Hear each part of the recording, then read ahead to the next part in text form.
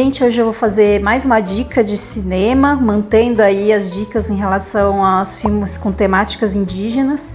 Eu vou falar hoje de mais um filme que está no catálogo da Netflix, também do diretor Luiz Bolognese, um filme de 2018 chamado Ex-Pajé.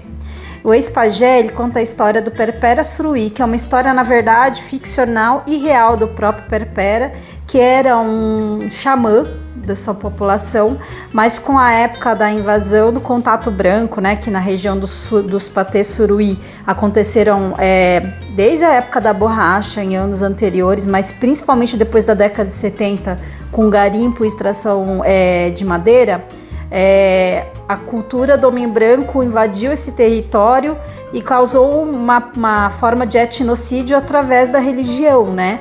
Então, os pastores invadiram essa região e impuseram a sua cultura, e a partir de então, um xamã era considerado alguém relacionado ao demônio, então ele não poderia manter mais a sua cultura como xamã.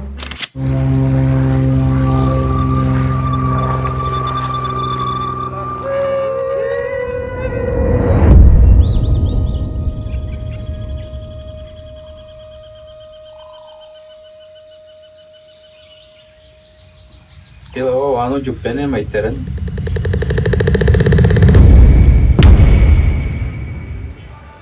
Ana pote matere. Aya beka peni gate famima. Yara wara tende mana dika anan. Jesus é maravilhoso. Jesus Mahoe Chirinha, Yeteho, Raume, Etimioje, in Te, in Paiter do Mayamica, Paiter Cabi. Em Miami é montanha.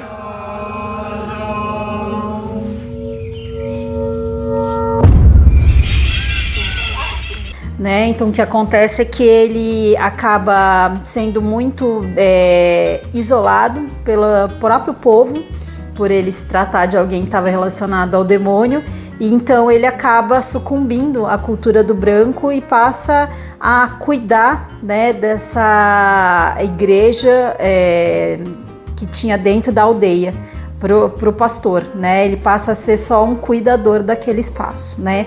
Mas deixa de se utilizar dos conhecimentos e dos saberes que ele tinha como xamã. Só que esse conhecimento, ele não é simplesmente desejável ou não, ele é meio que natural das pessoas que são xamãs.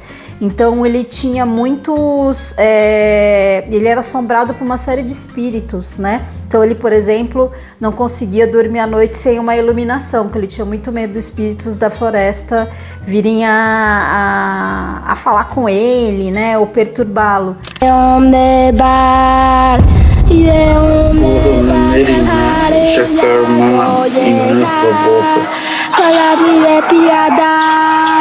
Apa noitani ite ulai naya.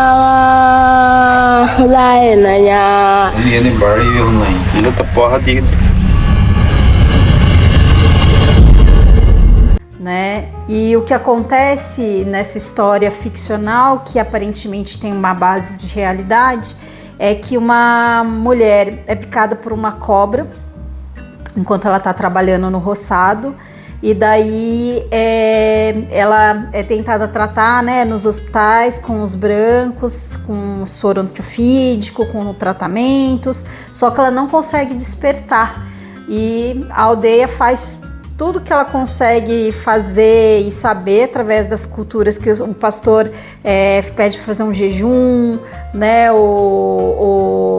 Todo mundo se coloca em oração, só que isso não resolve.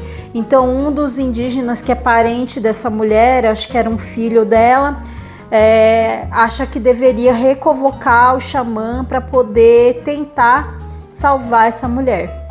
E daí o xamã pouco a pouco vai retomando, né, a sua cultura, o seu saber, e ele faz uma série de rituais, né, para poder trazer de volta essa mulher, e por fim ela acaba acordando, né, lá no posto de saúde que fica já na cidade ali próxima, e apesar disso, as pessoas da comunidade acreditam que o jejum que elas fizeram que trouxeram ela de volta à vida.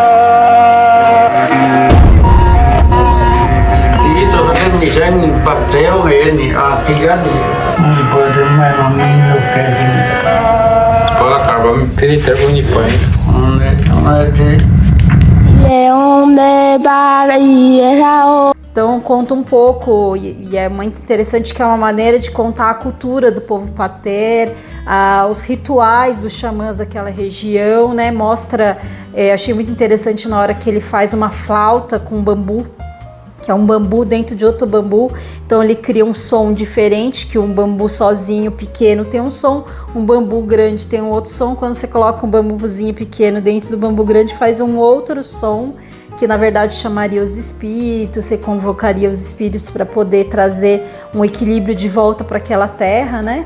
E conta a história desse homem que tinha tanta importância dentro daquele território, tanta representatividade dentro daquele território.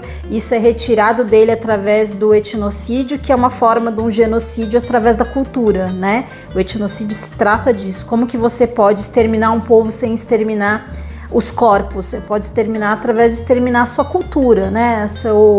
O seu modo de vida, né? A sua cosmovisão, né? Então essa foi uma maneira de tentar controlar essa cultura desse povo através de retirar deles a manutenção da sua cultura tradicional.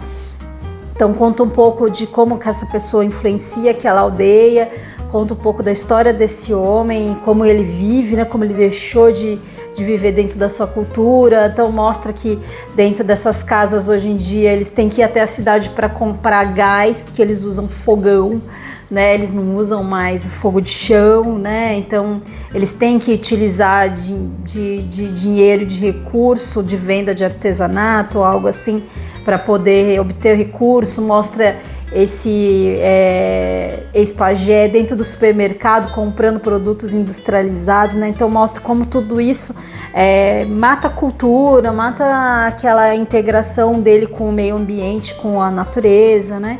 Então é um outro filme que conta um pouco da história para a gente conhecer como funciona aquele povo através de algo que é parte ficcional e parte real, e a gente entende como é a cultura, conhece um pouco de como que o humano possa